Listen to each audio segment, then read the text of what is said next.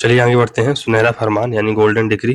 तो 1632 में अंग्रेजों ने गोलकोंडा के सुल्तान से एक फरमान प्राप्त कर 500 पैगोडा वार्षिक कर अदा करने के बदले गोलकोंडा राज्य में स्थित बंदरगाहों से व्यापार करने का अधिकार प्राप्त कर लिया।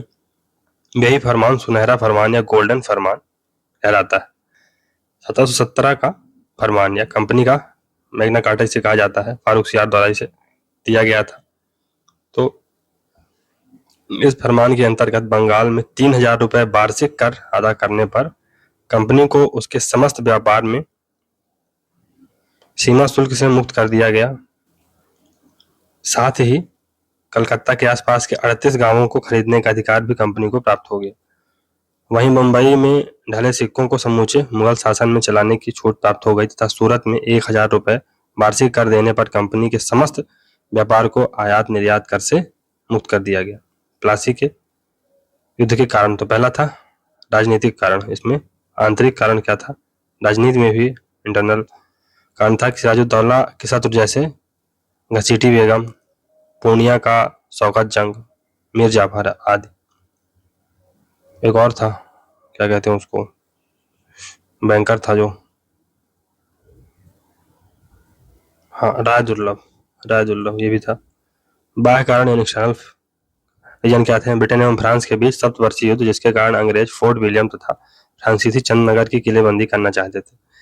अंग्रेज दक्षिण भारत की सफलताओं से उत्साहित थे, वहीं सिराजुद्दौला स्वयं उत्साहित व्यक्ति था तथा जब उसने दोनों कंपनियों की मांग को नहीं माना तो फ्रेंच तो मान गए पर ब्रिटिश ने कार्य जारी रखा। आर्थिक कारण क्या था? 1717 के फारूक सियार के शाही फरमान के बाद ब्रिटिश लालच का अतिशय बढ़ना, मुक्त व्यापार के अधिकार या दस्तक का दुरुपयोग। तत्कालीन कारण तो फोर्ट विलियम की किलेबंदी से उत्पन्न तनाव से था। अंग्रेजों द्वारा किलेबंदी नहीं रोकने पर जून 1756 में आक्रमण एवं फोर्ट विलियम पर अधिकार करना। अलीनगर की संधि तो 9 फरवरी 1757 को कंपनी और नवाब सिराजुद्दौला के मध्य अलीनगर की संधि हुई, जिसके अंतर्गत नवाब ने मुगल बादशाह द्वारा कंपनी को प्रदत्त समस्त व्यापारिक सुविधाओं को स्वीकार कर लिया तथा अंग्रेजों को कलकत्ता में टकसाल स्थापित करने की भी अनुमति प्रदान कर दी। ब्लैक होल या काल कोठरी की घटना तो 20 जून को फोर्ट विलियम के पतन के बाद नवाब सिराजुद्दौला ने बंदी बनाए गए 446 कैदियों को, जिसमें स्त्रियां एवं बच्चे भी थे, को एक घुटन युक्त अंधेरे कमरे में बंद कर दिया। 21 जून को प्रातः काल कमरे में 21 व्यक्ति ही जीवित बचे, जिनमें अंग्रेज अधिकारी हालवेल भी शामिल था। यही घटना ब्लैक होल की घटना कहलाती है। अब ये सही था नहीं था, इसकी वास्तविकता पर भी प्रश्न चिन्ह उठता है, पर ठीक है। दस्तखत क्या था? तो वस्तुतः कर मुक्त व्यापार करने का परमिट या प्रपत्र था। 1717 में मुगल सम्राट फारूक सियार द्वारा जारी फरमान में सीमा शुल्क से मुक्त व्यापार करने की अनुमति के बाद कलकत्ता की अंग्रेज फैक्ट्री का प्रेसिडेंट दस्तखत को जारी करता था।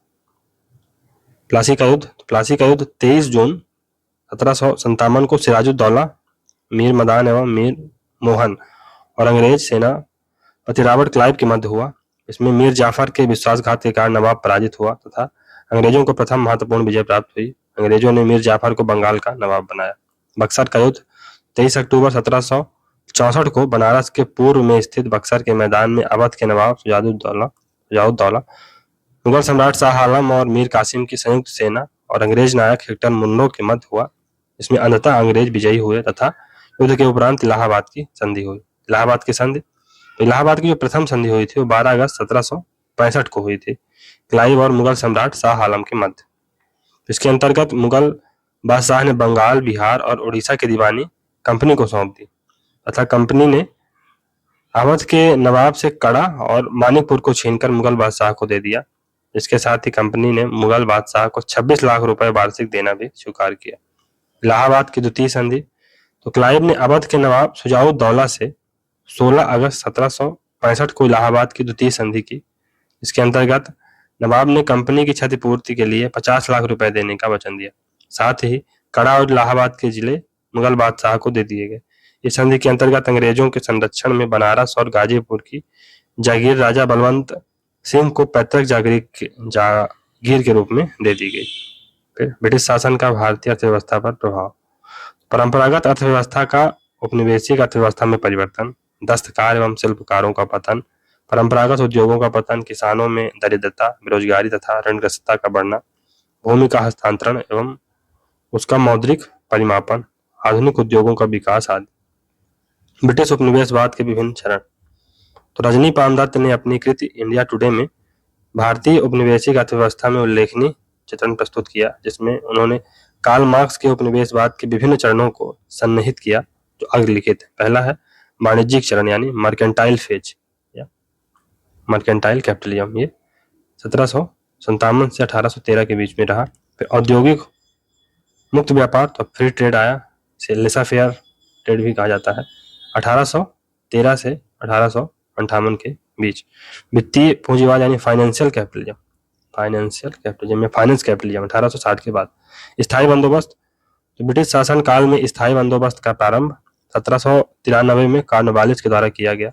इस व्यवस्था के अंतर्गत भूस्वामियों को मान्यता प्रदान कर भू राजस्व को एक निश्चित समय के लिए स्थायी कर दिया गया था। यह व्यवस्था ब्रिटिश भारत के 19% भाग, जिसमें बंगाल, बिहार, उड़ीसा, उत्तरी कर्नाटक और उत्तर प्रदेश का वाराणसी क्षेत्र शामिल था, में लागू थी। इस व्यवस्था में कंपनी को भू राजस्व का 8/9 भाग, जमींदारों को 1/9 भाग प्राप्त होता था। रैयतवाड़ी व्यवस्था, तो ब्रिटिश काल में भू राजस्व की वसूली हेतु रैयतवाड़ी व्यवस्था प्रारंभ की गई। इसके जन्मदाता थॉमस मुंडो और कैप्टन रीड थे। इस व्यवस्था का प्रारंभ सर्वप्रथम 1792 में तमिलनाडु के 12 महल क्षेत्र में हुआ। इस व्यवस्था के अंतर्गत कृषक ही भूमि के स्वामी थे। यह व्यवस्था ब्रिटिश क्षेत्र के 51% यानी मद्रास, पूर्वी बंगाल, असम, कुर्ग का कुछ भाग तक विस्तृत। फिर महलवारी व्यवस्था या महलवारी बंदोबस्त, तो इस पद्धति के अंतर्गत भूमि कर की इकाई कृषक का खेत न होकर ग्राम अथवा महल हुआ करता था। भूमि समस्त गांव की होती थी और समस्त गांव के लोग ही भूमि कर देने के लिए उत्तरदायी थे। अगर कोई व्यक्ति भूमि को छोड़ता था तो गांव उसे संभाल कर उस पर सामूहिक रूप से कृषि करता था और कर देते थे लोग।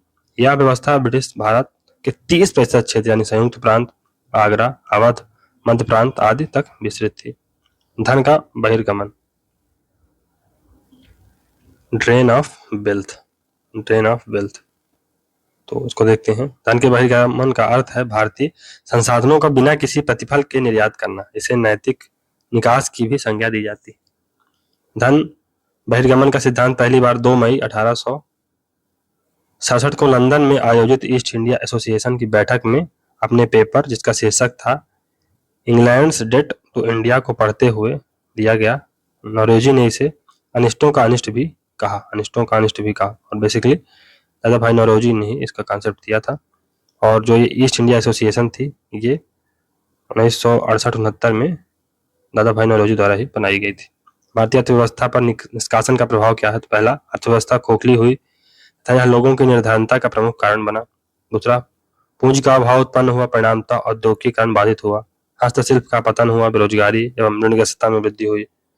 फिर विदेशी पूंजी निवेश को प्रोत्साहन मिला तथा उसे किसी प्रकार की प्रतियोगिता नहीं मिली। इससे ब्रिटिश आर्थिक नियंत्रण को बल मिला, जिससे राजनीतिक नियंत्रण स्थापित करने में भी सहायता मिली। अंततः कहा जा सकता है कि औपनिवेशिक भारत में भारत की आर्थिक दुर्दशा के लिए धन की निष्कासन प्रक्रिया को काफी हद तक उत्तरदायी ठहराया जा सकता है। 1857 के पूर्व के विद्रोह, तो 1857 के पूर्व के विद्रोह, तो 1864 में बक्सर के युद्ध के समय हेक्टर मुंडो के नेतृत्व में लड़ी जा रही सेना के कुछ सिपाही विद्रोह कर मीर कासिम से मिल गए। 1806 में बेल्लूर विद्रोह, 1842 में बर्मा युद्ध के समय 47वीं पैदल सैनिक टुकड़ी का विद्रोह, 1825 में असम स्थित तोपखाने का विद्रोह, 1844 में 34वीं एनआई तथा 64वीं रेजिमेंट का विद्रोह आदि। तो नेक्स्ट है हड़प का सिद्धांत यानी डॉक्ट्रिन ऑफ लैप्स। तो भारतीय इतिहास में हिंदू भारतीय राज्यों के उत्तराधिकार संबंधी प्रश्नों से निपटने के लिए गवर्नर जनरल लॉर्ड डलहौजी द्वारा बनाई गई हड़प नीति थी। इसके द्वारा देशी राज्यों को अंग्रेजी राज्यों में विलय किया गया। इसके तहत सर्वप्रथम सतारा 1848 में विलय किया गया था। फिर 1857 की क्रांति के कारण कौन कौन से थे? तो पहला था राजनीतिक कारण यानी पॉलिटिकल कारण, तो अंग्रेजों की साम्राज्यवादी नीति, सहायक संधि और हड़प नीति सब कारण थे। दूसरा है धार्मिक कारण, तो धार्मिक निर्योग्यता अधिनियम, गोद निषेध प्रथा पर प्रतिबंध, ये सभी कारण थे। सामाजिक कारण सोशल रीजन थे। भारतीय रीति रिवाजों में हस्तक्षेप, फॉर एग्जाम्पल बाल विवाह, सती प्रथा। सैनिक कारण कौन से थे?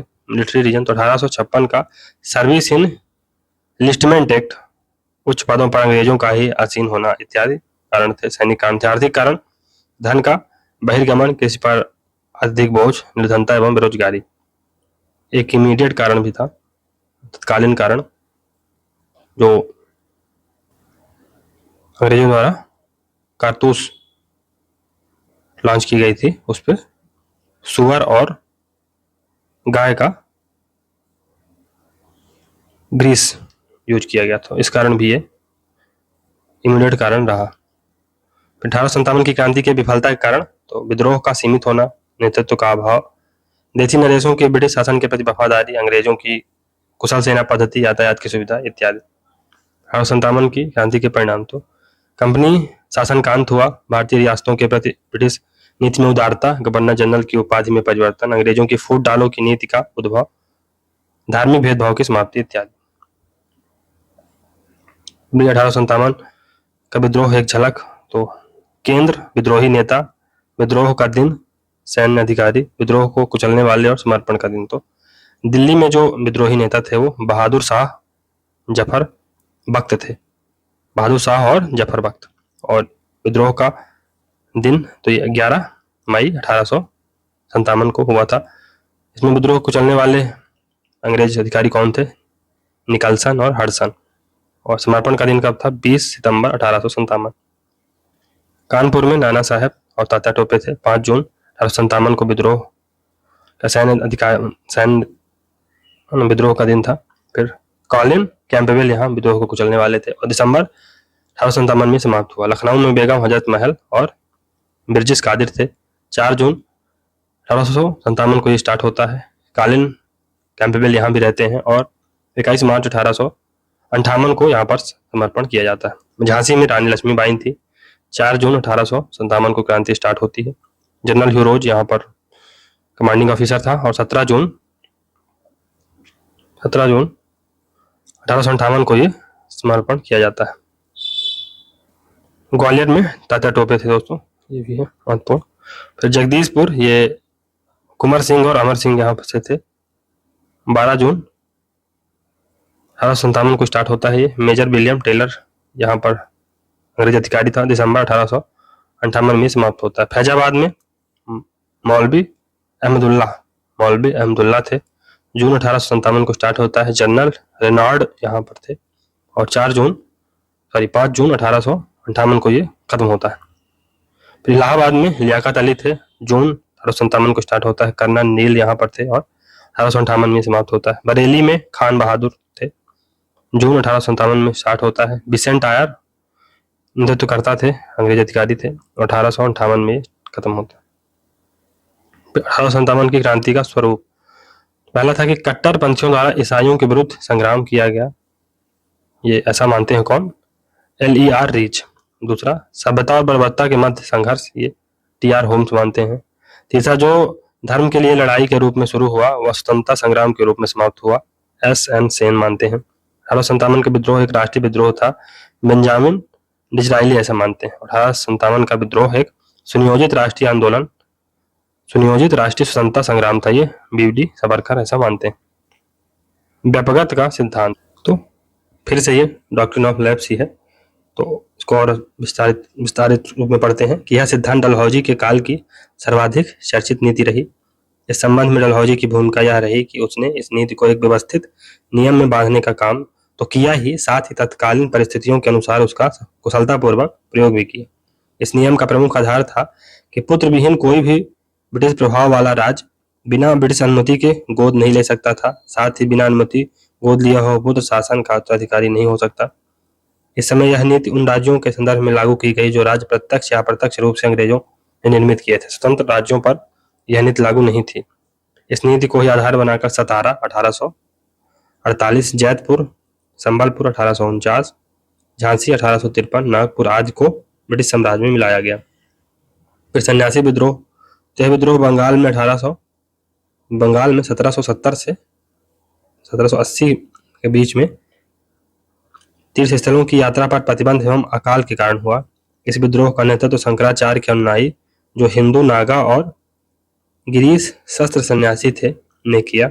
उल्लेखनीय है कि बंकिम चंद्र चट्टोपाध्याय के उपन्यास आनंद मठ में सन्यासी विद्रोह का उल्लेख मिलता है।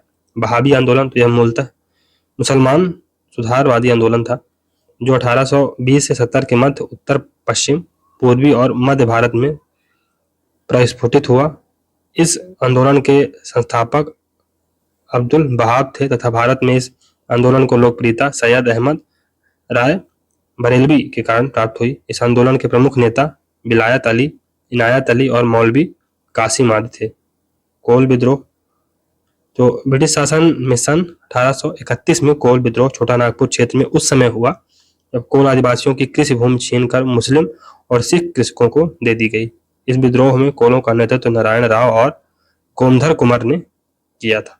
कुका आंदोलन, तो यह आंदोलन 1860 से 70 के दशक में के काल में पश्चिमी पंजाब में भगत जवाहर मल सियान साहब के नेतृत्व में हुआ। आंदोलन की शुरुआत सिख पंथ में व्याप्त अंधविश्वास और बुराइयों को दूर करने के लिए किया गया। इस आंदोलन में बालक सिंह, राम सिंह, कूका आदि जुड़े हुए थे। संताल विद्रोह, ये 1855 से 56 के बीच में होता है के समय भागलपुर से राजमहल के बीच केंद्रित या संताल आदिवासियों का विद्रोह सिद्धू और कान्हू के नेतृत्व में हुआ। इस आंदोलन का कारण पुलिस का दमन, गैर आदिवासियों, जिन्हें दीकू कहा जाता था, का आदिवासी क्षेत्रों में जबरन प्रवेश तथा भूराजस्व की अधिकता आदि थे। नेक्स्ट है मुंडा विद्रोह, तो 1893 से 1900 के बीच बिरसा मुंडा उलगुलान महान हलचल इसको कहा जाता है के नेतृत्व में यह आंदोलन हुआ। इस आंदोलन की शुरुआत मुंडाओं की पारंपरिक भूमि व्यवस्था, खूट कट्टे या मुंडारी का जमींदारी या व्यक्तिगत भू स्वामित्व वाली भूमि व्यवस्था में परिवर्तन के विरुद्ध हुआ। उल्लेखनीय है कि बिरसा ने स्वयं को भगवान का दूत घोषित कर दीकुओं के विरुद्ध संघर्ष का झंडा फहराया। नागा आंदोलन, तो नागा आंदोलन की शुरुआत गिगमेई जदोनांग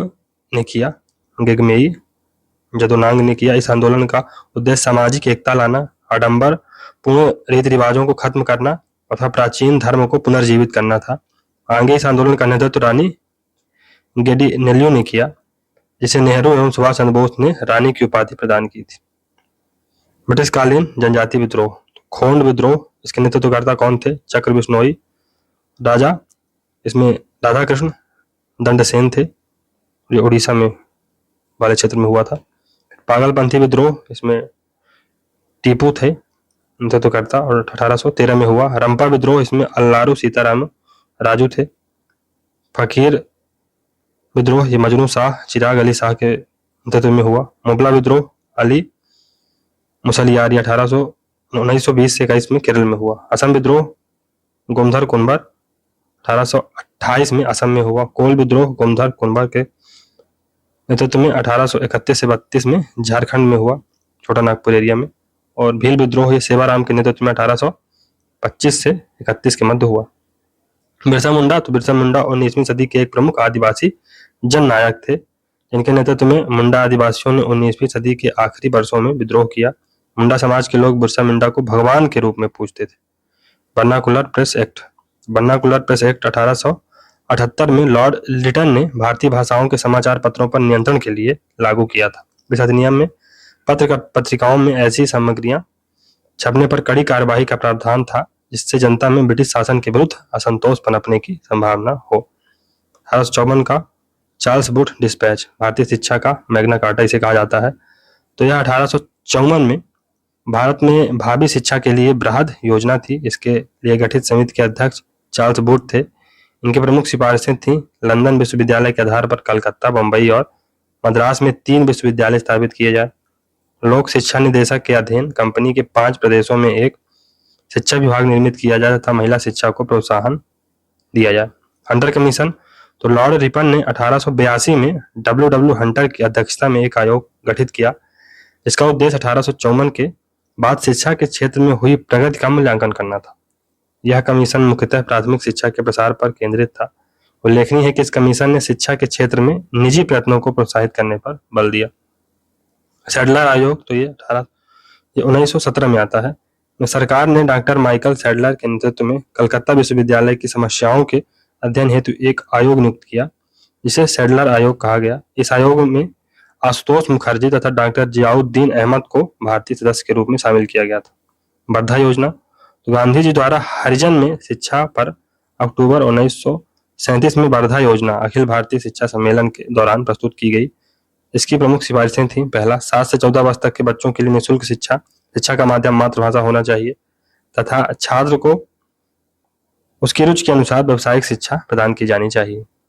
फिर ब्रह्म समाज, तो ब्रह्म समाज की स्थापना 20 अगस्त 1828 को राजा मोहन राय ने कलकत्ता में की थी। इस संस्था की स्थापना का उद्देश्य एकेश्वरवाद की उपासना, मूर्ति पूजा का विरोध, पुरोहितवाद का विरोध तथा अवतारवाद का खंडन इत्यादि था। इस संस्था से द्वारकानाथ टैगोर, पंडित रामचंद्र विद्यावागीश, देवेंद्र नाथ टैगोर, केशव चंद्र सेन आदि जुड़े हुए थे। राजा राम मोहन राय भारतीय राष्ट्रवाद के जनक, आधुनिक भारत के पिता, अतीत और भविष्य के मध्य सेतु, युगदूत, उनको ये सब उपाधियां मिली। राजा राम मोहन राय का जन्म 22 मई 1772 को बंगाल के हुगली जिले में स्थित राधानगर में हुआ। इनकी कृतियां हैं तुहफातुल मुवाहिदीन, विकेश्वरवादियों के उपहार, गिफ्ट टू मोनोथिस्ट, ये 1809 में आती है। तुहफातुल मुवाहिदीन, ईसा के नीति वचन, शांति और खुशहाली 1820 में, हिंदू उत्तराधिकार नियम 1822 में, संवाद कौमुदी 1821 में, मिरातुल अखबार, ये इनकी एक पत्रिका टाइप की थी। तत्वबोधिनी सभा की स्थापना देवेंद्र नाथ टैगोर, जो कि 1817 से 1905 के बीच में रहे, नेतृत्व में कलकत्ता के जोरासांकी में हुई। इसके प्रमुख कार्य धर्म की खोज को प्रोत्साहित करना था तथा उपनिषदों के ज्ञान का प्रचार प्रसार करना था। इस सभा से राजेंद्र लाल मित्र, अक्षय कुमार, ईश्वरचंद्र विद्यासागर तथा ताराचंद चक्रवर्ती जुड़े हुए थे। केशव चंद्र सेन ब्रह्म समाज से संलग्न एक समाज सुधारक थे, जिन्होंने संगत सभा, इंडियन रिफॉर्म एसोसिएशन की स्थापना की। संगत सभा और इंडियन रिफॉर्म एसोसिएशन की स्थापना की। 1861 में इंडियन मिरर नामक अंग्रेजी समाचार पत्र का संपादन किया। उल्लेखनीय है कि इन्हीं के प्रयासों से मद्रास में वेद समाज तथा महाराष्ट्र में प्रार्थना समाज की स्थापना हुई। दयानंद सरस्वती, तो इनका जन्म 1824 में गुजरात के मोरबी नामक स्थान पर हुआ था। इनका प्रमुख योगदान है शुद्धि आंदोलन, गौरक्षा आंदोलन, आर्य समाज की स्थापना 1875 में। दयानंद ने सर्वप्रथम भारत भारतीयों के लिए है का नारा दिया, तब वेदों की ओर लौट चलो का नारा दिया। इनकी प्रमुख रचनाएं सत्यार्थ प्रकाश, वेद भाष्य भूमिका, अद्वैत मत का खंडन और पाखंड खंडन इत्यादि। ईश्वरचंद्र विद्यासागर, तो इनका बचपन का नाम ईश्वरचंद्र बंदोपाध्याय था। ये बंगाल के पुनर्जागरण के स्तंभों में से एक थे। इन्होंने मेट्रोपोलिस विद्यालय सहित अनेक महिला विद्यालयों की स्थापना करवाई। यंग बंगाल आंदोलन, तो इस आंदोलन का प्रारंभ इतिहास के शिक्षक हेनरी विवियन डिराजियो द्वारा किया गया था। डिराजियो की उपलब्धियां हैं ईस्ट इंडिया एवं इंडिया गजट पत्रिकाओं का संपादन, एकेडमिक एसोसिएशन, बंग हित सभा, डिबेटिंग क्लब आदि संस्थाओं की स्थापना। डिराजियो को आधुनिक भारत का प्रथम राष्ट्रवादी कवि, बंगाल में आधुनिक सभ्यता का अग्रदूत और हमारी जाति के पिता के रूप में माना जाता है। और इनकी जो आयु भी थी बहुत ज्यादा नहीं थी, लगभग 21 साल की उम्र पहले ही खत्म हो गए। इतना महत्वपूर्ण काम ये करके गए। थियोसॉफिकल सोसाइटी, तो 1875 में मैडम ब्लावास्की और कर्नल ऑलकॉट ने न्यूयॉर्क में संस्था की स्थापना की। इस संस्था की स्थापना का उद्देश्य सभी प्राच्य धर्मों का तुलनात्मक अध्ययन करना था। यह हिंदू धर्म के आध्यात्मिक दर्शन और उनके कर्म सिद्धांत तथा आत्मा के पुनर्जन्म के सिद्धांत का समर्थन करती है। 1882 में इसका मुख्यालय मद्रास के अडियार में स्थानांतरित हुआ। एनी बेसेंट इससे जुड़ी हुई थी। गोपाल हरि देशमुख, लोकहितवादी के नाम से प्रसिद्ध श्री देशमुख व्यवसाय से न्यायाधीश थे। इन्होंने पाश्चात्य शिक्षा व लोगों को आत्मनिर्भर बनाने पर जोर दिया। उल्लेखनीय है कि 1880 में यह गवर्नर जनरल की काउंसिल के सदस्य बनाए गए थे। सत्यशोधक समाज, उसकी स्थापना 24 सितंबर 1873 में ज्योतिबा फुले के द्वारा की गई थी। यह संस्थान दलितों और निम्न जातियों के कल्याण संबंधी कार्यों से संलग्न था। उल्लेखनीय है कि ज्योतिबा फुले ने गुलामगिरी 1872, सार्वजनिक सत्य धर्म पुस्तक, सत्यशोधक आदि पुस्तकों की रचना की। हरिजन सेवक संघ, तो 1932 में महात्मा गांधी ने दलितों के उत्थान व उनके कल्याण के लिए अखिल भारतीय अस्पृश्यता निवारण संघ की स्थापना की, जिसे 1933 में हरिजन सेवक संघ का नाम दिया गया। इस संस्था के प्रथम अध्यक्ष घनश्याम दास बिड़ला थे। निम्न जातीय प्रमुख संस्थाएं।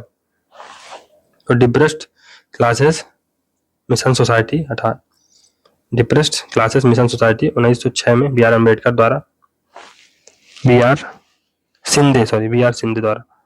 जस्टिस पार्टी ये मुदलियार और पीटी चन्नी पीएम नायर द्वारा बनाया गया। आत्मसम्मान आंदोलन ये 1920 में ईवी रामास्वामी नाइकर द्वारा।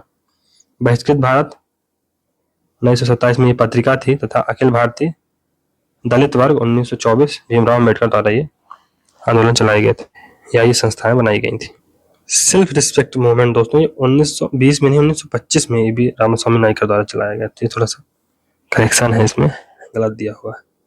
नील विद्रोह तो सितंबर 1859 में बंगाल के उत्पीड़ित किसानों ने अपने खेतों में नील न उगाने का निर्णय लेकर इस आंदोलन का या इस विद्रोह का सूत्रपात किया। इस विद्रोह के प्रमुख नेता दिगंबर बिश्वास एवं विष्णु विश्वास थे। उल्लेखनीय कि हिंदू पेट्रियार्ट के संपादक हरीश चंद्र मुखर्जी की इस आंदोलन में महत्वपूर्ण भूमिका थी। इस आंदोलन का चित्रण दीनबंधु मित्र के नाटक नील दर्पण में मिलता है। फड़के आंदोलन तो बसदेव बलवंत फड़के के नेतृत्व में यह आंदोलन महाराष्ट्र में 1879 से 80 में हुआ। आंदोलन की प्रेरणा के कारण थे रनाडे का धन के बहिर्गमन पर व्याख्यान तथा 1876-77 में पड़ने वाला पिछड़ा काल। उल्लेखनीय कि इस आंदोलन में हिंदू राज्य की स्थापना का नारा दिया गया था। ए.ओ. ह्यूम तो ए.ओ. ह्यूम एक ब्रिटिश कालीन भारत में सिविल सेवा के अधिकारी एवं राजनीतिक सुधारक थे। इनको भारतीय राष्ट्रीय कांग्रेस का जन्मदाता माना जाता है, क्योंकि भारतीय राष्ट्रीय कांग्रेस की स्थापना लॉर्ड डफरिन के परामर्श से ए.ओ. ह्यूम ने की थी। इन्हें भारतीय पक्षी विज्ञान का पितामह भी कहा जाता है, ये भी याद रखिए। चंपारण सत्याग्रह तो 1917 में चंपारण बिहार के किसानों ने नील की खेती के संदर्भ में प्रचलित तिनकठिया पद्धति के विद्रोह के विरुद्ध यह आंदोलन किया। 1917 में राजकुमार शुक्ल के आह्वान पर महात्मा गांधी ने इस आंदोलन का नेतृत्व संभाला। इस आंदोलन में राजेंद्र प्रसाद, महादेव देसाई, जे.बी. कृपलानी भी साथ थे। उल्लेखनीय है कि इस आंदोलन के दौरान रविन्द्रनाथ टैगोर ने गांधी को महात्मा की उपाधि प्रदान की थी। खेड़ा सत्याग्रह तो यह आंदोलन 1908 में गुजरात के खेड़ा जिले के किसानों ने सरकार के विरुद्ध बढ़ी हुई लगान की वसूली के खिलाफ गांधी जी के नेतृत्व में किया। इस आंदोलन में इंदुलाल याग्निक, वल्लभ भाई पटेल, मोहनलाल पांडे आदि जुड़े हुए थे। बारदोली सत्याग्रह तो सूरत गुजरात के बारदोली तालुके में 1928 में किसानों द्वारा लगान न अदायगी का आंदोलन चलाया गया। इस आंदोलन के कारण सरकार ने लगान 30% से घटाकर 6.03% कर दिया। इस आंदोलन से कल्याण जी, कुंवर जी, दयाल जी, मेहता बंधु तथा सरदार वल्लभ भाई पटेल नेतृत्वकर्ता जुड़े हुए थे। चलिए आगे देखते हैं। गोपाल कृष्ण गोखले तो महात्मा गांधी के राजनीतिक गुरु एवं भारतीय राष्ट्रीय कांग्रेस के उदारवादी नेता, जिन्होंने सन 1905 में सर्वेंट ऑफ इंडियन सोसाइटी नामक संस्थान की स्थापना की तथा नेशन नामक पत्रिका का संपादन शुरू किया। सेफ्टी वाल्व का सिद्धांत तो यह सिद्धांत कांग्रेस की स्थापना से जुड़ा हुआ है। इस सिद्धांत के अनुसार डफरिन के निर्देश पर ए.ओ. ह्यूम ने कांग्रेस की स्थापना इस उद्देश्य से की कि भारतीय जनता में पनपता बढ़ता असंतोष किसी भी रूप में उग्र रूप धारण न कर सके और असंतोष की इस बात को बिना किसी खतरे के कांग्रेस रूपी सुरक्षा वाल्व के तहत बाहर निकाला जा सके। यह सिद्धांत लाला लाजपत राय ने दिया था। इंडियन होम रूल सोसाइटी तो इंडियन होम रूल सोसाइटी की स्थापना 1905 में लंदन में श्यामजी कृष्ण वर्मा ने की थी। यह विदेशी धरती पर स्थापित सबसे पुरानी क्रांतिकारी संस्था थी। बी डी सावरकर, मदन लाल ढींगरा आदि इससे जुड़े हुए थे। इस सोसाइटी का प्रमुख उद्देश्य स्वशासन प्राप्त करना था। उल्लेखनीय है कि इस सोसाइटी ने इंडिया हाउस की स्थापना की तथा इंडियन सोशलॉजिस्ट नामक पत्रिका का प्रकाशन किया। तो मैडम कामा तो मैडम भिकाजी रुस्तम के.आर. कामा, जिन्हें मदर ऑफ इंडियन रिवॉल्यूशन भी कहा जाता है, ने इंडियन होम रूल सोसाइटी के सदस्य के रूप में कार्य किया। उल्लेखनीय है कि 1907 में स्टुअर्ट गार्ड जर्मनी में होने वाले द्वितीय अंतर्राष्ट्रीय समाजवादी कांग्रेस के सम्मेलन भारतीय प्रतिनिधि के रूप में भाग लेकर ध्वज को फहराया। गदर पार्टी तो यह एक क्रांतिकारी संगठन था। इसकी स्थापना नवंबर 1913 में सोहन सिंह भागना ने सैन फ्रांसिस्को में की थी। इस संगठन से लाला हरदयाल, भाई परमानंद तथा रामचंद्र जी जुड़े थे। इस संस्था का मूल नाम हिंद एसोसिएशन ऑफ अमेरिका था। आगे गदर नामक पत्रिका निकालने के कारण इसका नाम गदर पार्टी हो गया। स्वदेशी आंदोलन। बंगाल विभाजन प्रकरण के अंतर्गत 7 अगस्त 1905 को कलकत्ता के टाउन हॉल में स्वदेशी आंदोलन प्रारंभ करने की घोषणा की गई। इस आंदोलन के प्रमुख नेता सुरेंद्र नाथ बनर्जी थे। इस आंदोलन के अंतर्गत स्वदेशी को अपनाकर विदेशी वस्तुओं का एवं संस्थाओं का बहिष्कार किया गया। इस आंदोलन का प्रमुख गीत अमार सुनार बांग्ला था। सूरत अधिवेशन। अध्यक्ष कौन थे? रासबिहारी बोस। तो सूरत अधिवेशन 26 दिसंबर 1907 को ताप्ती नदी के किनारे पर हुआ, जिसमें स्वदेशी, बहिष्कार, राष्ट्रीय शिक्षा और स्वशासन के प्रयोग को लेकर कांग्रेस के उदारवादी और उग्रवादियों में संघर्ष हो गया। अधिवेशन के उपरांत 1908 में जहां कांग्रेस का एक नया संविधान एवं नियमावली तैयार की गई, वहीं उग्रवादियों को अगले 9 साल तक कांग्रेस से निष्कासित कर दिया गया। तुष्टीकरण की नीति। तुष्टीकरण नीति से सामान्य आशय अपने स्वार्थ उद्देश्यों की पूर्ति के लिए तत्कालीन लाभ देना होता है। मुस्लिम लीग। तो इसकी स्थापना ढाका के नवाब सलीमुल्लाह के नेतृत्व में 30 दिसंबर 1906 को ढाका में हुई। इस लीग की स्थापना का मुख्य उद्देश्य ब्रिटिश सरकार के प्रति मुसलमानों में निष्ठा को बढ़ाना था, उनके राजनीतिक अधिकारों की रक्षा तथा कांग्रेस के प्रति मुसलमानों में घृणा फैलाना था। कामागाटा मारू प्रकरण 1914 में होता है। यह प्रकरण कनाडा में भारतीयों के प्रवेश से संबंधित विभाग था। इसके अंतर्गत कामागाटा मारू नामक एक जहाज पर 376 यात्रियों को बैठाकर बाबा गुरदीप सिंह वैंकूवर की ओर बढ़े, किंतु कनाडा सरकार ने उन्हें प्रवेश की अनुमति नहीं दी। जब यह जहाज पुनः बजबज पहुंचा, तब यात्रियों एवं पुलिस में संघर्ष हुआ, जिसके उपरांत कई लोग मारे गए। नरमपंथी एवं गर्मपंथी में अंतर क्या था? विभिन्न आधारों पर। तो सामाजिक अंतर का आधार सामाजिक, नरमपंथी और गर्मपंथी। तो ये मुख्यतः जमींदार एवं उच्च वर्ग के लोग थे। गर्मपंथी निम्न मध्यम वर्ग के लोग थे।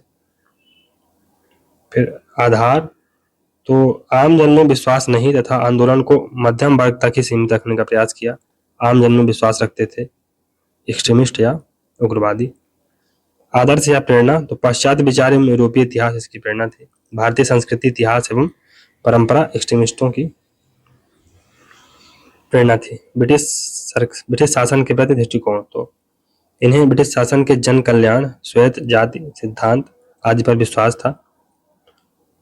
फिर दूसरा, ब्रिटेन से राजनीतिक संबंध भारत के हित में है। ब्रिटेन के राजा के प्रति श्रद्धा भाव। एक्सट्रीमिस्ट क्या कहते थे? ब्रिटिश शासन में विश्वास नहीं करते थे वो। ब्रिटेन से राजनीतिक संबंध भारत के हित में नहीं बल्कि शोषण का हथियार है। तिरस्कार भाव तथा आम जनता के प्रति श्रद्धा भी रखते थे। फिर संवैधानिक सुधारों के प्रति संवैधानिक सुधारों की मांग करते थे। सुधारों के लिए अनुनय विनय आधारित संघर्ष करते हैं। ये स्वराज की मांग करते हैं। बहिष्कार के सिद्धांत आधारित सक्रिय प्रतिरोध यानी एक्टिव रेजिस्टेंस की बात करते हैं। आर्थिक नीतियों में धन का निष्कासन सिद्धांत आज द्वारा ब्रिटिश आर्थिक नीतियों का पर्दाफाश करते हैं तथा आर्थिक राष्ट्रवाद की संकल्पना विकसित करते हैं, पर इन्हें विस्तारित नहीं करते। जबकि एक्सट्रीमिस्ट हैं वास्तविक स्वरूप को जनधन तक पहुंचाने का कार्य करते हैं। गतिविधियां सिर्फ बयानबाजी की, कभी प्रत्यक्ष संघर्ष के लिए नहीं उतरे। प्रत्यक्ष संघर्ष किया, साथ ही कई मौकों पर त्याग करके भी दिखाया। लखनऊ पैक्ट 1916 में होता है। लखनऊ में अंबिकाचरण मजूमदार की अध्यक्षता में कांग्रेस का वार्षिक सम्मेलन हुआ। इसके अंतर्गत कांग्रेस एवं मुस्लिम लीग में एक समझौता हुआ जिसे लखनऊ पैक्ट कहा जाता है। इस पैक्ट के अंतर्गत कांग्रेस ने पहली बार मुसलमानों के लिए पृथक निर्वाचक मंडल की मांग औपचारिक रूप से स्वीकार कर ली, जो आगे चलकर भारत विभाजन के कारणों में से एक कारण बना। होम रूल लीग आंदोलन ये 1916 में होता है। होम रूल लीग आंदोलन भारत में बाल गंगाधर तिलक, मराठा एवं केसरी पत्रिका के माध्यम से एनी बेसेंट, कॉमनवेल्थ एवं न्यू इंडिया के नेतृत्व में चलाया गया। स्वशासन पर केंद्रित एक आंदोलन था। इस आंदोलन की प्रेरणा आयरलैंड से ली गई। होम रूल आंदोलन के अंतर्गत धार्मिक स्वतंत्रता, राष्ट्रीय शिक्षा, सामाजिक और राजनीतिक सुधारों को आधारभूत कार्यक्रम बनाया गया। एनी बेसेंट, तो एनी बेसेंट आयरिश महिला जिन्होंने भारतीयों को स्वतंत्रता एवं अधिकार दिलाने के लिए होम रूल लीग आंदोलन चलाया। सन 1917 में भारतीय राष्ट्रीय कांग्रेस की प्रथम महिला अध्यक्ष बनी। इनके द्वारा कॉमन भील एवं न्यू इंडिया समाचार पत्र का प्रकाशन किया गया। राजकुमार शुक्ला भारत के स्वतंत्रता संग्राम के समय बिहार के चंपारण के निवासी और स्वतंत्रता सेनानी थे। नील की खेती करने वाले रैयतों के समस्या के समाधान के लिए राजकुमार शुक्ला के अनुरोध पर ही महात्मा गांधी चंपारण आए थे।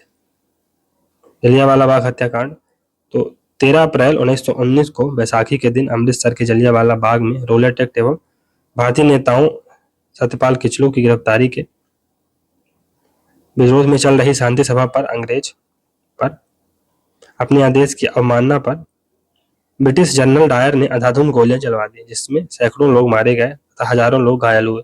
उल्लेखनीय है कि इस हत्याकांड की जांच के लिए मदन मोहन मालवीय की अध्यक्षता में एक जांच समिति का गठन किया गया था। हालांकि हंटर आयोग भी बैठा था। हंटर आयोग।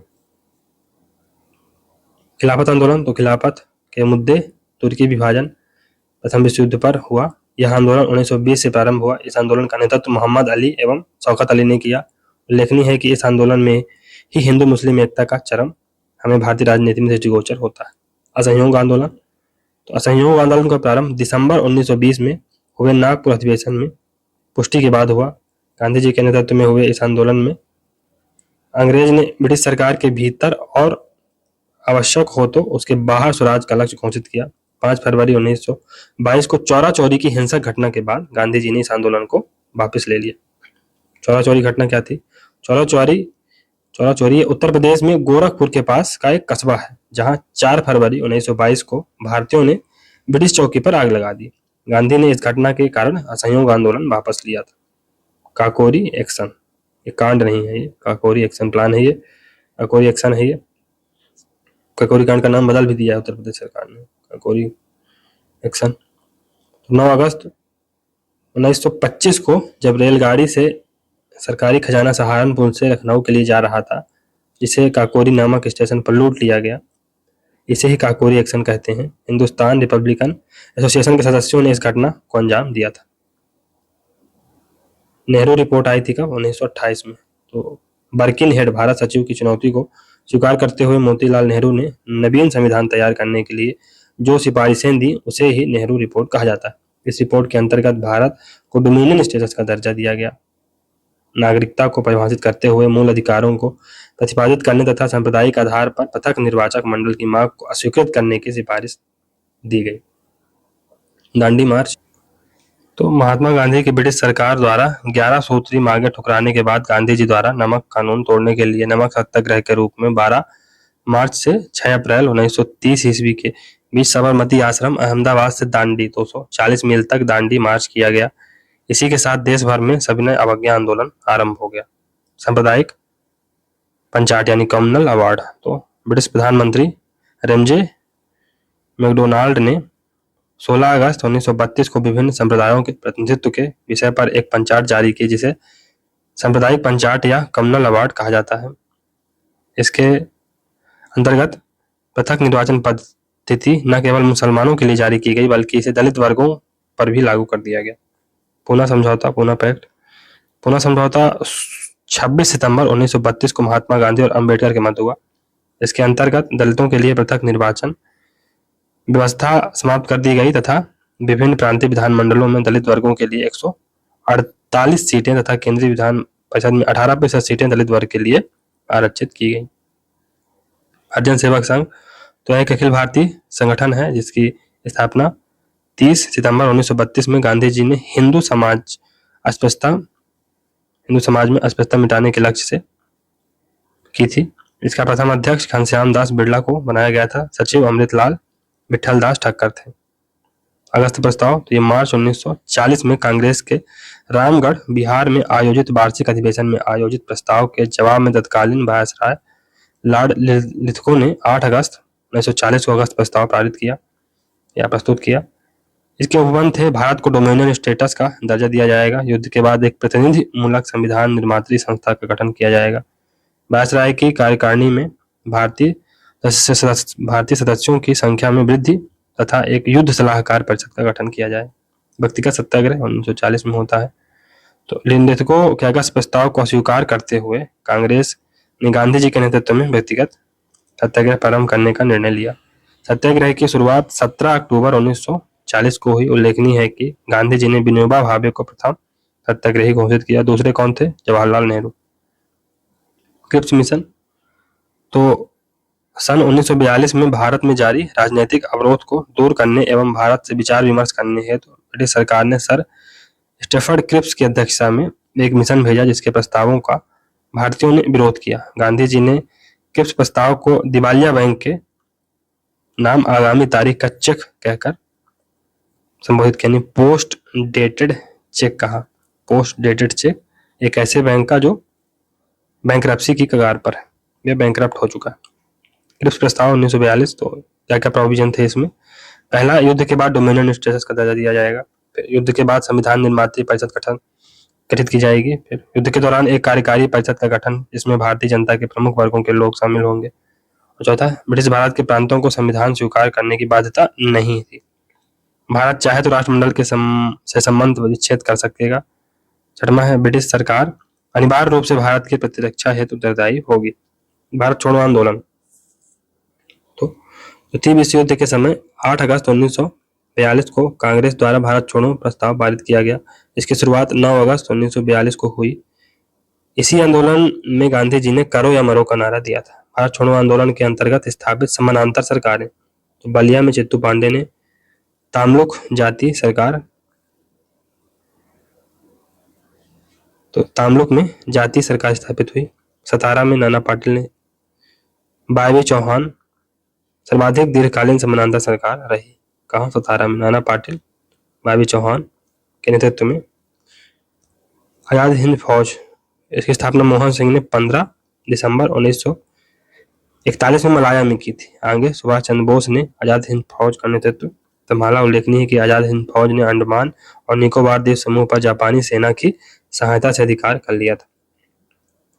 कैबिनेट मिशन योजना, तो 1946 में कैबिनेट मिशन का गठन किया गया, जिसके सदस्य sir Stafford Cripps, A B. Alexander और पैट्रिक लॉरेंस थे। कैबिनेट मिशन के सुझाव थे भारत विभाजन के प्रस्ताव को रद्द करना, संविधान सभा के गठन के अनुशंसा तथा अंतरिम सरकार की स्थापना करना। बेबल योजना 1945 में आती है। तो लॉर्ड लेथनेथको के पश्चात नियुक्त गवर्नर जनरल लॉर्ड बेबल ने भारत में व्याप्त गतिरोध को दूर करने के लिए इंग्लैंड से सलाह कर एक योजना प्रस्तुत की, जो बेबल योजना के नाम से जानी जाती है। इस योजना में अन्य बातों के अलावा कहा गया था कि वायसराय की कार्यकारी परिषद में वायसराय व प्रधान सेनापति को छोड़कर सभी भारतीय सदस्य होंगे। वायसराय की कार्यकारिणी परिषद में मुसलमानों और सवर्ण हिंदुओं का समान प्रतिनिधित्व मिलेगा। यह परिषद एक अंतिम राष्ट्रीय सरकार की भांति होगी। शिमला सम्मेलन, ये 1945 में होता है। तो बाबेल योजना पर विचार विमर्श करने हेतु 25 जून 1945 को शिमला में एक कॉन्फ्रेंस का आयोजन किया गया। इस सम्मेलन में महात्मा गांधी, मोहम्मद जिन्ना, कांग्रेस अध्यक्ष मौलाना अबुल कलाम आजाद तथा तारा सिंह ने भाग लिया। सम्मेलन अत्यंत ही सौहार्दपूर्ण वातावरण में प्रारंभ हुआ, किंतु सांप्रदायिक मतभेद एवं जिन्ना की हठधर्मी नीति के कारण कोई निर्णय नहीं लिया जा सका। जिन्ना की जिद थी कि मुस्लिम लीग ही एकमात्र मुसलमानों का प्रतिनिधित्व करेगी। उधर कांग्रेस का यह तर्क था कि वह एक अखिल भारतीय संस्था है, इसलिए उसे भी कार्यकारिणी परिषद में मुसलमानों को नियुक्त करने का अधिकार दिया जाए। इस प्रकार आपसी सामंजस्य स्थापित न होने के कारण यह सम्मेलन असफल हो गया। इटली की घोषणा 1947 में होती है। तो प्रत्यक्ष कार्यवाही दिवस के पश्चात, डायरेक्ट एक्शन डे के दौरान के बाद भारत में सांप्रदायिक दंगे भड़क उठे। स्थिति इतनी भयंकर हो गई कि ब्रिटिश प्रधानमंत्री इटली ने 20 फरवरी 1947 को घोषणा की कि ब्रिटिश सरकार जून 1948 से पहले ही भारतीयों को पूर्ण सत्ता हस्तांतरण कर देगी। लॉर्ड माउंटबेटन, जॉर्ज माउंटबेटन स्वतंत्र भारत के पहले गवर्नर जनरल थे। माउंटबेटन योजना से ही भारत और पाकिस्तान 2 राष्ट्रों का विभाजन हुआ। राष्ट्रवाद के उदय के कारण पहला था भारत की राजनीतिक एकता, संचार साधनों का पर्याप्त विकास, आधुनिक शिक्षा का विकास, फिर मध्यम वर्गीय बुद्धिजीवी वर्ग का उत्थान, लिटन की प्रतिक्रियावादी नीति, राष्ट्रीय साहित्य का सृजन इत्यादि। सहायक संधि यानी सब्सिडरी पॉलिसी, सहायक संधि का प्रवर्तक लॉर्ड वेलेस्ली को माना जाता है। इस संधि के माध्यम से देशी राज्यों पर सुरक्षा के नाम पर कंपनी द्वारा सैन्य हस्तक्षेप तथा बिना सक्रिय हस्तक्षेप के यथासंभव प्रभाव स्थापित किया गया। संधि के प्रावधानों के अंतर्गत संधि करने वाले राज्य के क्षेत्र में एक ब्रिटिश रेजिडेंट रखना, आंतरिक मामलों में हस्तक्षेप न करना, उस राज्य की विदेश नीति पर नियंत्रण रखना आदि तत्व शामिल थे। कंपनी को लाभ, पहला, भारतीय राज्यों के व्यय पर अंग्रेजी सैन्य शक्ति का विकास हुआ। परिणामतः आगे के साम्राज्य विस्तार हेतु कंपनी को सेना के लिए अतिरिक्त खर्च नहीं उठाना पड़ा। देशी राज्यों द्वारा अपनी सुरक्षा भार कंपनी को सौंपने से आगे कंपनी को उन पर पूर्ण प्रभाव स्थापित करने में मदद मिलेगी। नेक्स्ट है कि राज्यों में रेजिडेंट के माध्यम से सैद्धांतिक स्तर पर कंपनी द्वारा हस्तक्षेप की बात की थी, पर वास्तविकता में इनके माध्यम से कंपनी को कई जानकारियां मिली। परिणामतः उन पर प्रभाव स्थापित करने में सहायता मिली।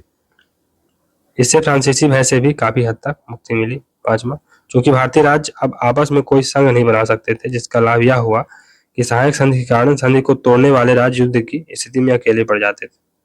देशी या भारतीय राज्यों की हानि।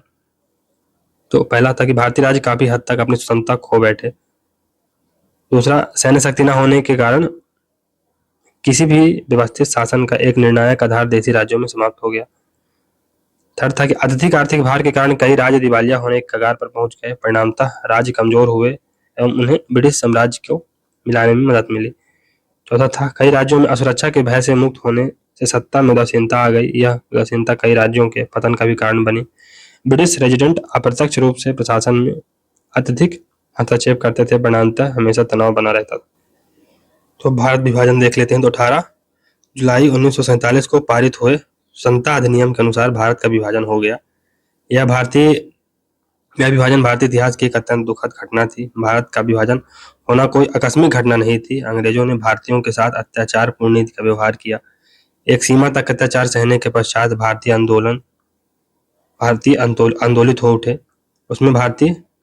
उनमें राष्ट्रीय भावना का तीव्र गति से विकास हुआ। अंग्रेजों ने इस स्थिति से निपटने के लिए भारत में सदियों से एक साथ रहते आ रहे हिंदू और मुसलमानों में सांप्रदायिकता के मध्य वैमनस्यता इतनी बढ़ा दी कि इसके दूरगामी परिणाम अत्यंत ही घातक साबित हुए। भारत दो भागों पाकिस्तान एवं भारत में विभाजित हो गया। संक्षेप में इस विभाजन के निम्नलिखित उत्तरदायी कारण थे। पहला, मुसलमानों की पृथकतावादी प्रवृत्ति। सर सैयद अहमद खान ने मुस्लिम समुदाय में पृथकतावादी भावना को प्रोत्साहित किया। इस प्रवृत्ति के उदित होने के कारण मुसलमान स्वयं को हिंदुओं से अलग समझने लगे। मुसलमानों का शैक्षणिक पिछड़ापन। तो शैक्षणिक दृष्टि से मुसलमान हिंदुओं की तुलना में पिछड़े हुए थे। उनका विचार था कि शैक्षणिक दृष्टि से पिछड़े हुए होने के कारण वे हिंदुओं से प्रतिस्पर्धा नहीं कर सकेंगे। जिन्ना की हठधर्मी नीति। जिन्ना ने द्विराष्ट्र के सिद्धांत का प्रतिपादन कर मुस्लिम समुदाय को विभाजन के लिए उकसाया तथा अंत तक वे पाकिस्तान निर्माण के लिए अपनी जिद पर अड़े रहे। ब्रिटिश सरकार की फूट डालो और राज करो की नीति। ब्रिटिश सरकार ने फूट डालो और शासन करो की नीति का अनुसरण करते हुए सदैव हिंदू मुसलमानों को लड़ाया। इस नीति के अंतर्गत 1905 में बंगाल विभाजन किया गया। यहीं से मुसलमानों के दिमाग में विभाजन की बात घर कर गई। सांप्रदायिक उन्माद। तो अंतरिम सरकार के समय भारत में सांप्रदायिक झगड़े हुए, जगह जगह कत्लेआम हुए। अतः विवश होकर कांग्रेस के नेताओं ने विभाजन को स्वीकार कर लिया। मुस्लिम लीग की अड़ंगा नीति। तो मुस्लिम लीग की स्थापना के बाद से ही लीग ने अड़ंगा नीति का अनुसरण किया। लीग के नेताओं ने अंतरिम सरकार में रहकर अड़ंगा डालना प्रारंभ कर दिया। इस नीति के पीछे उनका उद्देश्य भारत को विभाजित करना ही था। कांग्रेस की तुष्टीकरण की नीति। तो न केवल ब्रिटिश वरन कांग्रेस की तुष्टीकरण की नीति भी भारत विभाजन का कारण बनी। कांग्रेस ने अनेक भूलें की। लखनऊ पैक्ट 1932 के सांप्रदायिक निर्णय के परिणाम स्वरूप मुस्लिम लीग की मांगें लगातार बढ़ती गईं। कांग्रेस की यह तुष्टीकरण की नीति अत्यंत ही घातक सिद्ध हुई। गृह युद्ध की संभावना। इटली की सत्ता हस्तांतरण की घोषणा के पश्चात हिंदू और मुसलमान दोनों यह सोच रहे थे कि अगर दोनों के मध्य कोई समझौता नहीं हुआ तो सत्ता हस्तांतरण के समय गृह युद्ध छिड़ जाएगा और वह स्थिति बद से बदतर होगी। अतः हिंदू एवं मुसलमान दोनों ने विभाजन की मांग को स्वीकार कर ली। भारत की स्वतंत्रता प्राप्ति में सहायक तत्व। पहला, द्वितीय विश्व युद्ध के पश्चात ब्रिटिश शक्ति का ह्रास होना। दूसरा, एशिया में होने वाले अनेक आंदोलनों का भारत पर भी प्रभाव पड़ा। तीसरा, 1945 के पश्चात ब्रिटेन में शासन करने वाली मजदूर पार्टी का उदार दृष्टिकोण। चौथा, भारत को स्वतंत्रता प्रदान करने के लिए ब्रिटेन पर अत्यधिक अंतर्राष्ट्रीय दबाव। पांचवा, भारत में हुए शक्तिशाली आंदोलन। और छठवां, साम्यवाद का भय। सातवां था सेना में असंतोष का व्याप्त होना और ये बहुत महत्वपूर्ण कारण था। महागठबंधन की योजना को लीग और कांग्रेस द्वारा स्वीकार कर लेना। भारत भवन की स्थापना भारत भवन न्यास अधिनियम 1982 के अंतर्गत भोपाल में की गई। इसके मुख्य स्थापत्यकार चार्ल्स कोरिया थे। रूपंकार, वर्गार्थ, अनहद, ललित आकार तथा अंतरंग एवं बहिरंग प्रमुख विभाग हैं। तो अहिल्याबाई मालवा इंदौर की होलकर वंश की शासिका 1767 से 1795, जिन्हें अपनी न्यायप्रियता, सामाजिक समरसता एवं कुशलता के कारण देवी तुल्य माना जाता है। अहिल्याबाई का जन्म 31 मई 1725 को महाराष्ट्र के चौड़ी गांव में हुआ। उल्लेखनीय है कि कुंभेरी युद्ध में 1766 में पति की मृत्यु एवं अगले वर्ष पुत्र मालेराव की मृत्यु के उपरांत 1767 से 95 तक स्वयं शासन संभाला। अहिल्याबाई की राजधानी महेश्वर थी। सुभद्रा कुमारी चौहान तो हिंदी की सुप्रसिद्ध कवियत्री और लेखिका थी। प्रसिद्ध झांसी की रानी कविता के कारण, जिसमें भी रस की प्रधानता है, तो उनको प्रसिद्धि झांसी की रानी कविता के कारण मिली। इन्होंने भारत के स्वतंत्रता आंदोलन में योगदान दिया। डॉक्टर रघुवींद्र सिंह ये 1908 से 1999 कुशल चित्रकार, वास्तु शास्त्री, प्रशासक, सैन्य अधिकारी, प्रबुद्ध सांसद, समर्थ इतिहासकार और सुयोग्य हिंदी के साहित्यकार थे। इनके प्रसिद्ध पत्रिका चांद और ऐतिहासिक लेख फांसी अंक है। फिर बालकृष्ण शर्मा नवीन तो मध्य प्रदेश के आधुनिक साहित्यकार जिनकी रचनाएं कौन कौन सी हैं? उर्मिला ये महाकाव्य है, प्राणार्पण ये खंड काव्य है, कविता संग्रह फॉर एग्जाम्पल कुमकुम, रश्मि रेखा, अपलक, क्वासी, विनोबा स्तवन, हम विस्पाई, जन्म के, पिबलव गायन, अनल गायन। मखनलाल चतुर्वेदी तो मखनलाल चतुर्वेदी के भारत ख्यात प्राप्ति कवि, लेखक एवं पत्रकार थे। इनका जन्म 1889 में होशंगाबाद जिले के बबई गांव में हुआ था। बबई गांव का नाम बदलकर माखन नगर भी कर दिया गया है। इन्होंने प्रताप और कर्मवीर समाचार पत्रों का संपादन किया। 1920 में असहयोग आंदोलन में भाग लिया। इनकी कविताओं में देश प्रेम के साथ साथ प्रकृति एवं प्रेम का भी चित्रण हुआ है। चरण पादुका नरसंहार तो 14 जनवरी 1931 को मकर संक्रांति के दिन छतरपुर रियासत में उर्मिल नदी के तट पर चरण पादुका में पॉलिटिकल एजेंट फिशर ने स्वतंत्रता सेनानियों पर अंधाधुंध गोलियां चलवा दी। फलतः कई व्यक्ति मृत्यु के ग्रास बन गए। वहीं यही मध्य प्रदेश का जालियांवाला बाग हत्याकांड भी कहलाया। तो जंगल सत्याग्रह ये 1930 में बंजारी ढाल के गंजन सिंह कोरकू के नेतृत्व में घोड़ा डोंगरी बैतूल में जंगल सत्याग्रह प्रारंभ हुआ। आंदोलन के समय पुलिस से हुई झड़प में कोमा गोंड, रामू और मकड़ू गोंड शहीद हो गए। तुरिया जंगल सत्याग्रह 9 अक्टूबर 1930 को हुआ। तो गांधी जी के दांडी मार्च के बाद हुए सत्याग्रह के समय ही सिवनी के कांग्रेस कार्यकर्ताओं ने दुर्गा शंकर मेहता के नेतृत्व में टुरिया सिवनी में हुआ जंगल सत्याग्रह ही टुरिया जंगल सत्याग्रह कहलाता है। उल्लेखनीय है कि सत्याग्रह में गुड्डो बाई, रेना बाई, बेमा बाई तथा बिरजू गौड़ शहीद हुए। मध्य प्रदेश में पर्यटन पहला है ऐतिहासिक, तो इसमें खजुराहो है, सांची है, ग्वालियर है, मांडू है, उदयपुर है, ओरछा है, भीमगढ़। प्राकृतिक तो पचमढ़ी और भेड़ाघाट। धार्मिक में उज्जैन है, ओमकारेश्वर है, महेश्वर है, चित्रकूट है, मैहर है, अमरकंटक। मांडू मध्य प्रदेश के धार जिले में सिटी ऑफ जॉय के नाम से प्रसिद्ध मांडू मध्य प्रदेश राज्य का प्रसिद्ध ऐतिहासिक पर्यटन स्थल है, जहां मांडू किला, रानी रूपमती का महल, दाई महल, अशरफी महल, हिंडोला महल, जहाज महल, तबेला महल, अंधा महल, बाज बहादुर महल इत्यादि दर्शनीय स्थल है। बुंदेला विद्रोह 1842 में तो बुंदेलखंड क्षेत्र में हुए यह आंदोलन माल गुजार एवं जमींदारों के अधिकारों में कटौती, भू राजस्व की बढ़ोतरी, यूरोपीय अधिकारियों के दुर्व्यवहार तथा सामाजिक कुप्रथाओं में हस्तक्षेप के कारण हुआ। इस विद्रोह के आंदोलनकर्ता थे जैतपुर के राजा परीक्षित, हीरापुर के हृदय शाह, मदनपुर के ढिल्लन शाह और सागर क्षेत्र के नरहट के मधुकर शाह एवं गणेश जू आदि। मध्य प्रदेश के प्रसिद्ध अभिलेख मंदसौर अभिलेख, तुमैन अभिलेख ये गुना में है, सुफिया अभिलेख रीवा में, सांची अभिलेख, उदयगिरी अभिलेख एवं एरन अभिलेख। फॉरवर्ड ब्लॉक ये क्या था? तो फॉरवर्ड ब्लॉक की स्थापना 1 मई 1939 को सुभाष चंद्र बोस ने किया था, जब वो 1939 में त्रिपुरी सेशन से अध्यक्ष बने थे और बाद में गांधी जी से असहमति के कारण इस्तीफा दे दिया था। तो इसके बाद उन्होंने यह ब्लॉक बनाया था। वीरांगना दुर्गावती तो भारतीय इतिहास का गौरव एवं शौर्य की प्रतीक महोबा की चंदेल वंशी राजकुमारी, इनका विवाह गोंड शासक दलपत शाह से हुआ। पुत्र वीर नारायण की संरक्षिका बन दुर्गावती ने गढ़ मंडला का शासन दायित्व संभाला व अपनी कार्यकुशलता से सिंगोरगढ़ के किले दमोह की कीर्ति पताका को चहुं ओर विस्तारित किया। मुगल दरबारी वृत्तांतकार अबुल फजल ने आईने अकबरी में अंकित किया है कि गोंडवाना इतना समृद्धशाली था कि प्रजा लगान की अदायगी स्वर्ण मुद्राओं एवं हाथियों में करती थी। अकबरनामा व तबकात अकबरी में रानी की अप्रतिम सौंदर्य और आकर्षण का उल्लेख है। रानी के शासिका होने को पड़ोसी शासकों ने कमजोर समझ गढ़ा पर हमले किए, किंतु रानी ने न सिर्फ प्रतिकार किया बल्कि सिरोंज के शासक व तत्पश्चात मालवा के बाज बहादुर को जंगे मैदान में बुरी तरह पछाड़ा। गढ़ राज्य की समृद्धि की कीर्ति दूर तक फैलती गई तथा कड़ा मानिक के मुगल सूबेदार असफ खान ने 1564 में सिंगोरगढ़ के किले का घेराव किया एवं जबरदस्त जंग के बाद अपनी पराजय को सुनिश्चित देख रानी ने स्वयं यह लीला समाप्त कर ली। स्वतंत्रता के लिए रानी परलोक सिधार गई। उस स्थान 12 ग्राम जबलपुर पर समाधि निर्मित की गई है।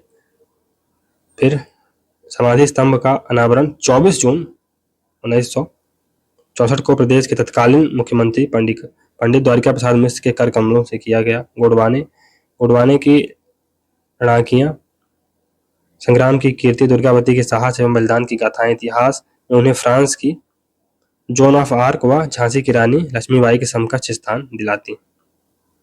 चंदेल वंश ये जग भुगती तो राजधानी ख्याति खजुराहो थी। इसकी स्थापना 1831 में नन्नुक नामक व्यक्ति द्वारा की गई थी। लेखों में इन्हें चंद्रात्रेय ऋषि का वंशज कहा जाता है जो आत्री के पुत्र थे। यशोवर्मन, तो इसमें हर्ष आता है 905 से 925 के बाद इसका पुत्र यशोवर्मन गद्दी पर बैठा। उसने कन्नौज के प्रतिहारों को समाप्त कर और राजकोटों से कलिंजर का दुर्ग छीना तथा मालवा के चेदी शासक को अपने अधीन कर लिया। यशोवर्मन लक्ष्मण वर्मन ने ही खजुराहो के प्रसिद्ध विष्णु मंदिर का निर्माण करवाया। इस मंदिर में उसने बैकुंठ की मूर्ति स्थापित कराई जिसे उसने प्रतिहार शासक देवपाल से प्राप्त किया। धंगदेव 1950 से 1007 यशोवर्मन के बाद उसका पुत्र धंगदेव राजा बना। इसने कलिंजर पर अपना अधिकार सुदृढ़ कर उसे राजधानी बनाया। इसके बाद ग्वालियर पर अपना अधिकार जमाया। यशोवर्मन का पुत्र धंगदेव एक प्रतिभाशाली शासक था। यह चंदेल वंश का प्रथम शासक था जिसने क्षीण प्रतिहार सत्ता को अस्वीकार करके अधीनता की घोषणा की। धंग के साम्राज्य की सीमा कलिंजर से मालव नदी बेतवा तक, मालव नदी से कालिंदी, कालिंदी से चेदी तथा चेदी राज से गोपद्री ग्वालियर तक फैली थी। खजुराहो अभिलेख जो कि 1202 में के अनुसार कोमलकथ सिंह और कुंतल के नरेश उसकी आज्ञाएं मानते थे। कांजी, आंध्र, राढ़ और अंग के शासकों की पत्नियां उसके कारागार में थीं। इस अभिलेख में वर्णित कुछ तथ्य असत्य मालूम पड़ते हैं, परंतु वास्तव में धंग प्रतिभाशाली एवं वीर शासक था। धंग एक विजेता के साथ ही उच्च कोटि का निर्माता भी था। उसके शासनकाल में निर्मित खजुराहो का विश्वविख्यात पार्श्वनाथ और विश्वनाथ मंदिर स्थापत्य कला के अनुपम उदाहरण। विद्याधर 1017 से 1029 के बीच में। धंगदेव का पुत्र विद्याधर 1017 से 1029 उसका उत्तराधिकारी हुआ।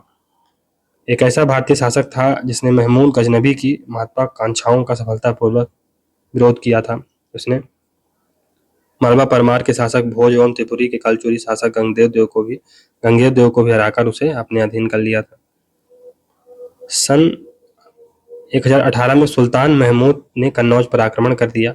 उस समय राज्यपाल ने छिपकर अपने प्राण की रक्षा की। महमूद के लौटते ही विद्याधर ने राज्यपाल को देशद्रोही मानकर दंड स्वरूप आक्रमण कर मार डाला।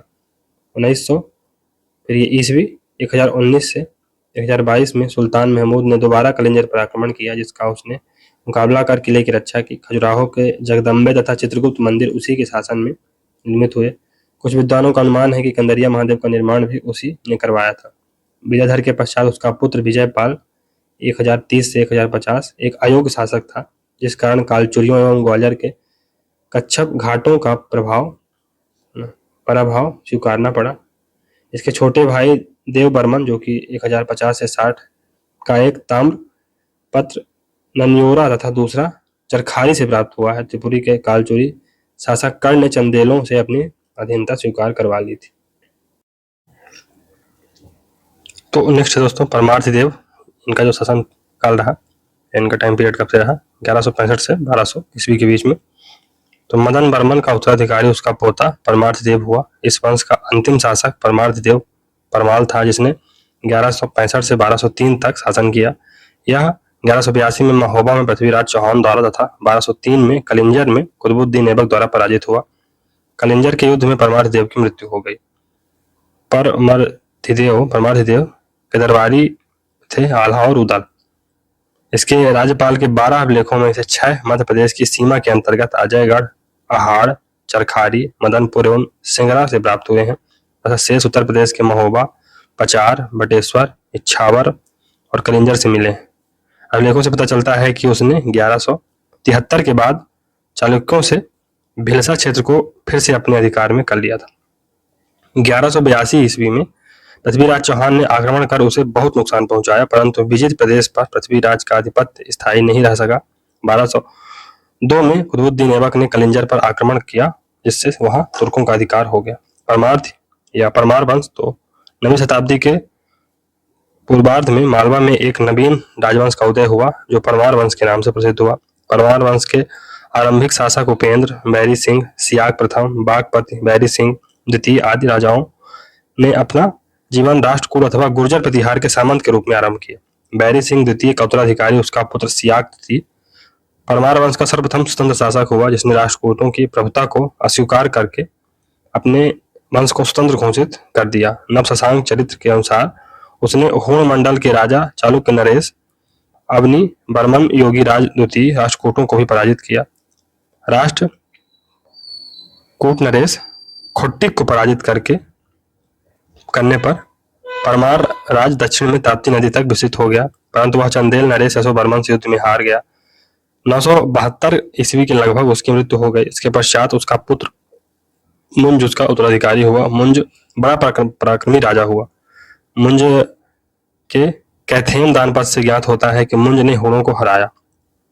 997 के हस्ती कुंड अभिलेख के अनुसार मेवाड़ के गोहिल वंश के शासक शक्ति कुमार को हराकर उसके कुछ प्रदेश पर अधिकार कर लिया। उदयपुर अभिलेख के अनुसार उसने कलचुरी के वंश के युवराज को हराकर त्रिपुरी पर अधिकार कर लिया। कोथेम अभिलेख के अनुसार मुंज नडाल के चौहान बलिराज पर आक्रमण कर आबू पर्वत के क्षेत्र पर अधिकार किया तथा गुजरात के चालुक्य नरेश तैल द्वितीय को मुंज 6 बार पराजित किया मुंज ने, किंतु 7वीं बार बंदी बना लिया गया और अपमान करके मार डाला गया। मुंज अत्यंत पराक्रमी, कुशल प्रशासक तथा विद्या प्रेमी शासक था। उसकी राज्यसभा में नव शशांक चरित्र के लेखक पद्मगुप्त, 10 रूपक के लेखक धनंजय, यशोरूपावलोक के रचयिता धनिक जैसे कवि कलाकार मौजूद थे। वह स्थापत्य कला का प्रेमी एवं निर्माता भी था। उसका साम्राज्य विस्तार पूर्व में विदिशा से लेकर पश्चिम में साबरमती तक तथा उत्तर में झालावाड़ की दक्षिणी सीमा से लेकर ताप्ती नदी तक विस्तृत था। मुंज के उत्तराधिकारी उसके छोटे भाई सिंधुराज, जो कि 995 से 1000 ने तेल द्वितीय के उत्तराधिकारी सत्याश्रय पर आक्रमण करके अपने भाई की अवमानना का बदला लिया और अपने राज्य का विजित प्रदेश चालुक्यों को वापस लिया। उसने लाट के शासक को हराया, परंतु गुजरात के चालुक्य मुंडराज से पराजित हो गया तथा दक्षिण कोसल पर आक्रमण किया, होणों को हराया और बागड़ के विद्रोह का सफलता से दमन किया गया था। सिंधुराज ने नागवंशी शासक बस्तर क्षेत्र में युद्ध में सहायता देकर उसकी पुत्री शशि प्रभा से विवाह किया। भोज, तो इनका टाइम पीरियड कब रहा? 1000 से 1055 तक। सिंधुराज के उत्तराधिकारी पुत्र भोज को मध्य युग के सुप्रसिद्ध शासकों में से एक महत्वपूर्ण स्थान प्राप्त है। भोज ने कल्याणी के चालुक्यों को हराया। उसने इंद्र रथ नामक शासक, लाट के कीर्तिवर्मन तथा शिलाहारवंशी कोसेदेव से कोकरण के प्रदेश जीत लिए। पारजात मंजरी, उदयपुर प्रशस्ति और फलवन अभिलेख के अनुसार भोज के त्रिपुरी के कलचुरी, गंगेर देव, शाकंभरी के चौहान नरेश वीरराम पड़ा। नाडोल के चौहान के विरुद्ध भी उसे सफलता नहीं मिली। गुजरात के चामुंड राज ने अपने पिता की हार का बदला लेने के लिए भोज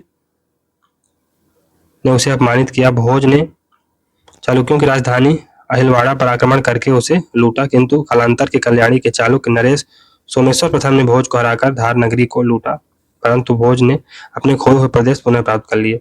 भोज ने अपने पड़ोसी राज्यों से लगातार युद्ध करके उन्हें अपमानित किया था।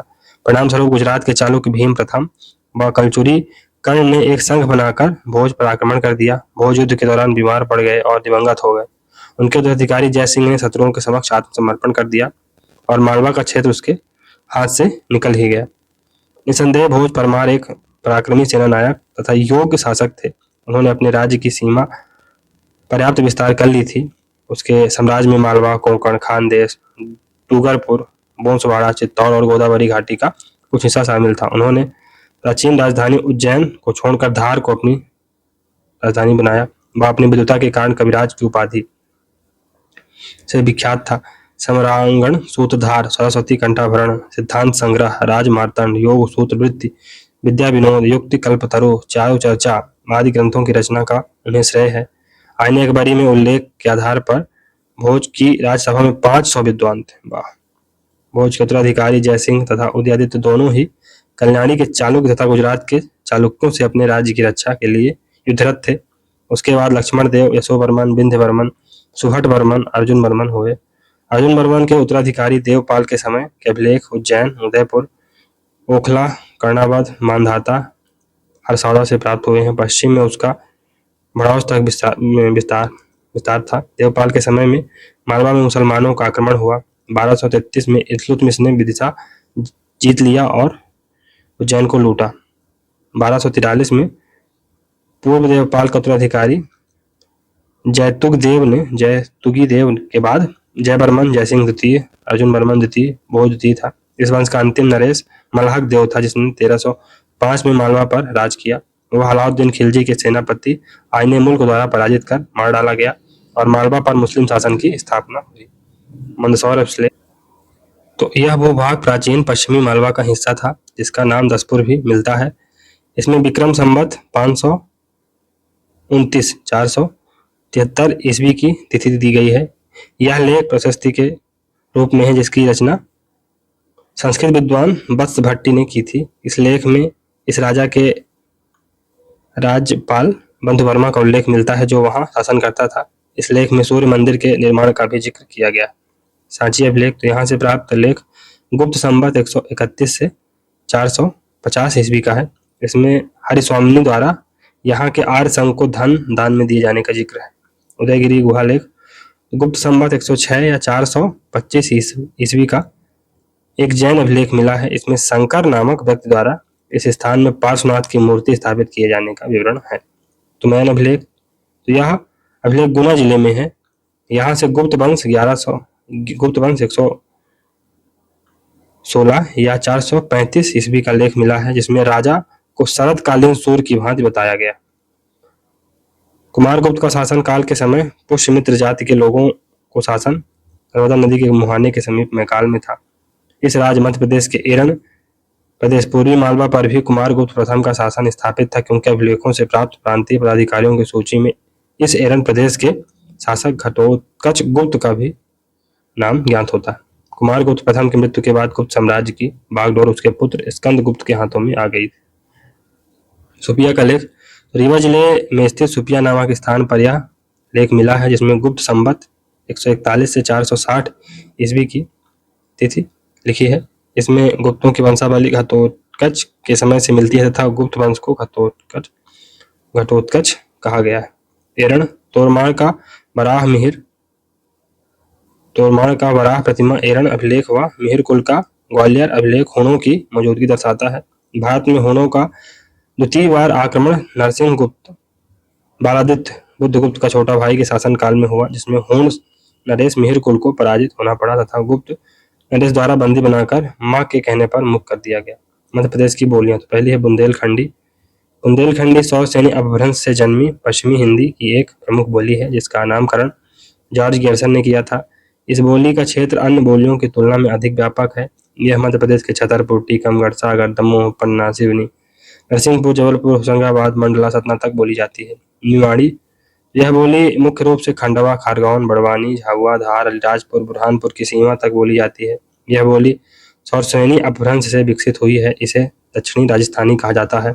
निमाड़ी भाषा की अपनी कोई लिपि नहीं है। निमाड़ी बोली के कुछ स्थानगत एवं जातिगत रूप भी प्रचलित है। बघेलखंडी। प्रदेश में विशुद्ध बघेली रीवा, शहडोल, सतना, सीधी, उमरिया जिले में देखने को मिलती है। इस बोली में लोकगीत एवं लोक कलाओं के रूप में फुटकर साहित्य रचा गया है। बघेली अर्धमागधी अपभ्रंश से जन्मी पूर्वी हिंदी की एक महत्वपूर्ण बोली है। मालवी। तो मालवी मुख्य रूप से सीहोर, नीमच, रतलाम, मंदसौर, शाजापुर, झाबुआ, उज्जैन, देवास, इंदौर जिलों में बोली जाती है। मालवी पर अरबी, फारसी और अंग्रेजी जैसी विदेशी भाषाओं का प्रभाव रहा। मालवा हिंदी के राजस्थानी वर्ग की बोली है। मालवा क्षेत्र में बोली जाने के कारण इसे मालवी कहा जाता है। मालवी को अपभ्रंश से निकलने के कारण इसका मूल रूप संस्कृत को माना जाता है। ब्रजभाषा ब्रजभाषा खड़ी हिंदी की एक बोली है, एक अत्यंत प्राचीन भाषा है। इसका जन्म सौरसेनी के अपभ्रंश से हुआ है, जो मुख्य रूप से भिंड, मुरैना, ग्वालियर में बोली जाती है। इस बोली में सूरदास, मीरा, रसखान जैसे कवियों ने बड़े पैमाने पर साहित्य का सृजन किया। कोरकू यह बोली प्रदेश के कोरकू बहुल्य क्षेत्र में रहने वाली कोरकू जनजाति द्वारा बोली जाती है। कोरकू को ऑस्ट्रो एशियाटिक मूल की भाषा माना जाता है। इसे भारत में नॉर्थ मुंडा समूह की श्रेणी में रखा गया। भीली तो मध्य प्रदेश में भीली प्रमुख रूप से झाबुआ, अलीराजपुर, धार, खरगोन जिलों में भील जाति द्वारा बोली जाती है। भील शब्द का प्रयोग जातिगत रूप में व्यवहार में था, जिसे अब भीली भाषा का प्रयोग करने लगे। भीली भाषा का सर्वप्रथम प्रयोग पादरी थॉमस ने 1835 में किया था। गोंडी बोली मध्य प्रदेश में छिंदवाड़ा, सिवनी, बालाघाट, मंडला, डिंडोरी, होशंगाबाद जिले में रहने वाली गौड़ जनजाति द्वारा बोली जाती है। गौड़ी मूलतः गौड़ जनजाति की भाषा है।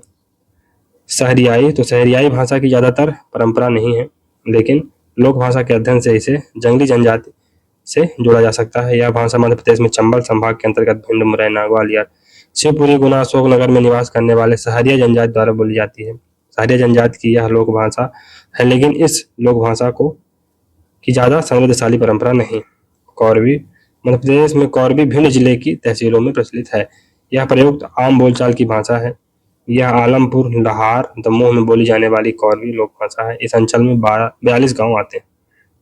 भदावरी मध्य प्रदेश में यह बोली भिंड, मुरैना क्षेत्र के भूभाग पर बोली जाने वाली एक क्षेत्रीय बोली है, जिसमें मेहगांव, अटेर, गोहद, मदावर, धार के नाम से भी प्रसिद्ध है। इस बोली को भदावरी लोक भाषा भी कहा जाता है। यह मुरैना, भिंड जिले की तहसीलों में प्रचलित है। बंजारी तो यह बंजारा जनजाति द्वारा बोली जाने वाली बोली है। बंजारा समुदाय के लोग इस बोली को ग्वारी के नाम से भी पुकारते हैं। यह भाषा मूलतः राजस्थान के जनजातियों की थी, इसलिए इसमें राजस्थानी, गुजराती, फारसी आदि भाषाओं का समावेशन मिलता है। तो चलिए दोस्तों, यहाँ से इतिहास वाला पाठ समाप्त होता है। इतिहास वाला पाठ समाप्त हो चुका है, तो अब भूगोल को शुरू करेंगे।